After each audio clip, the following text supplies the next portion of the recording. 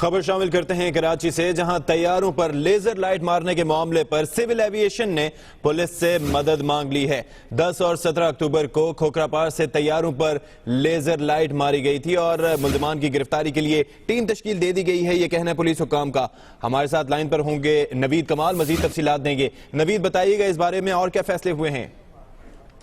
جی بالکل، ایک باقاعدہ خط لکھا گیا سندھ پولیس کے نام، جس میں نشاندہی کی گئی ہے کہ اکتوبر میں 2 دفعہ یہ لیزر لائٹ طیاروں پر ماری گئی ہے، جو جہاز کی حفاظت کے لیے خطرناک ہے، اس سے حادثہ بھی ہو سکتا ہے۔